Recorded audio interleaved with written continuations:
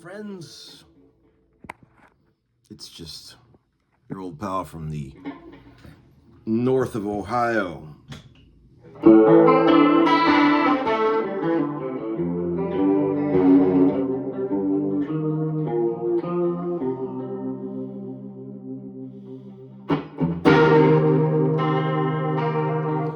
Still loving this chorus pedal that MN Guitar gave me. Man, what an awesome pedal. Thank you, dude. How you guys doing today? Just got home from a fun day of sessioneering, having my first beer of the night. There ain't nothing like it, I'm telling you right now. I worked all night with my buddy Scott Baggett, an old friend of mine, producer. He occasionally watches the Homeskoolin program. Hey, Scott. Big music fan, this fella. Musicologist of the highest order, and we, in between groundbreaking tracks, we talk about music in the deep level, man. The guy knows everything there is to know, and I always learn something from that fella. Good old pal. Good to see you tonight, Scott. Anyway, hope everybody's doing great out there. It's cold here. It got real cold, and I'm kind of loving it. I gotta be honest. It's not like I have a million Christmas decorations to take down, because Uncle Larry keeps it very simple. I do appreciate everyone that goes through all the trouble to put up a million amazing Christmas decorations, but when I see that, when I drive by and I see somebody's house that's just laid out, I go, wow, that's awesome. I would hate to be the guy that has to take all that down. It's terrible. It's worse than packing up after a gig. Loading out in the freezing cold. I don't miss those days, I gotta be honest, of playing in cover bands when we used to have to load the whole PA out after shows for $80 a night. Formative years for Uncle Larry, they were. I remember when I was about 18, 19, I was in two different original bands in Cleveland, and I was broke. I mean, just dirt poor, and I was just, didn't have money for gas, and it was bad. And a friend of mine, I met a guy that goes, man, you want to make some money in music? And I said, yes, please. And he said, I got this cover band.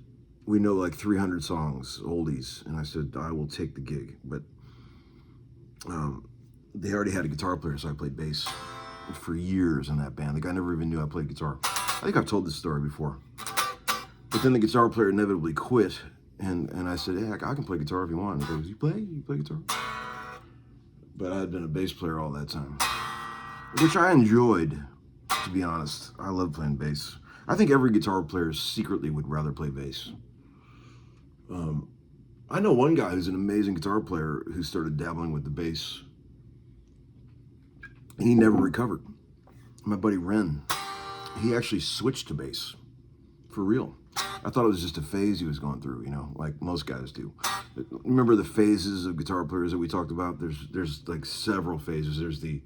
I had a whole list compiled at one point. There was there's the 100-watt amp phase, and then there's the Princeton reverb phase where you get rid of all your 100 watts. And there's the I'm only going to play acoustic phase. And then there's the I want to learn pedal steel phase. And then there's the whole I want to buy all the old pawn shop guitars, the old Tyscos phase. And then you get the 100-watt amps back. And then you go back to the Princetons again. And then, you know, there's just, you know, you got to play bass for a while. All the shit you want to do as a guitar player. It's just, I see it all the time.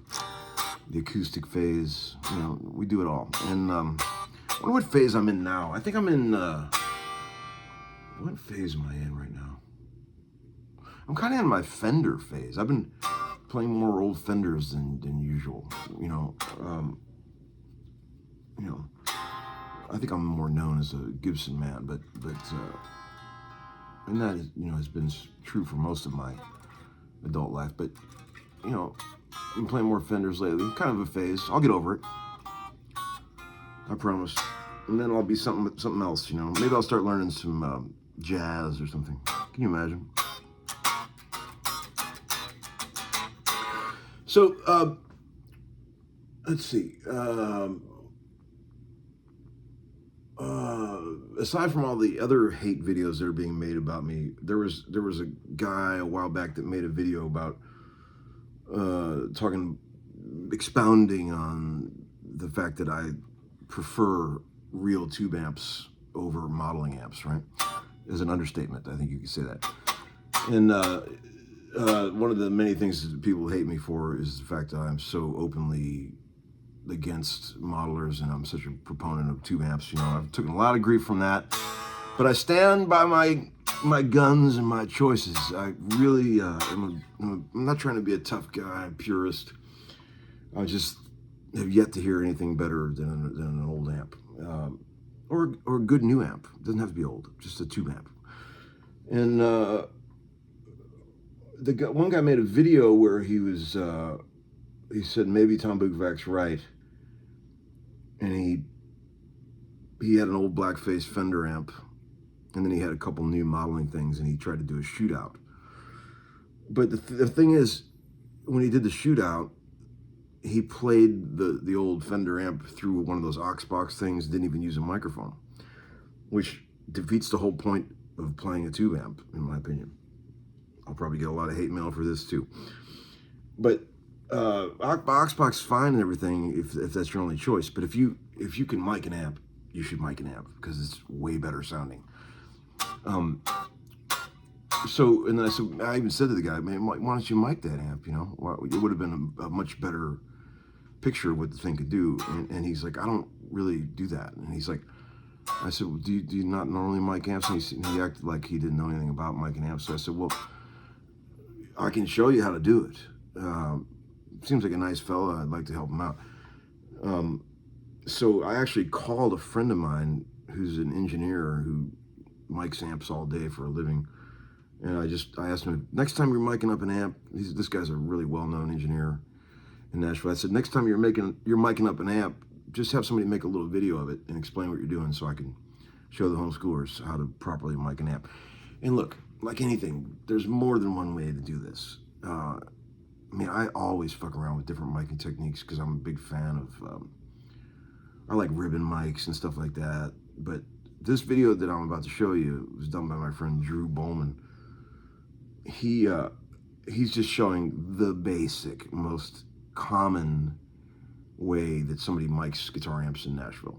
You see it all the time. 2 mic rig, and I'll show you he'll explain exactly how he does it. It's very helpful. I'm glad he did this, and I appreciate that he took the time to make this video. And I think some of you guys out there that are goofing around with mic and stuff might get some information out of this. I know a lot of you guys out there already know how to mic amps. It's not a big deal, but maybe some don't. And this is a learning channel.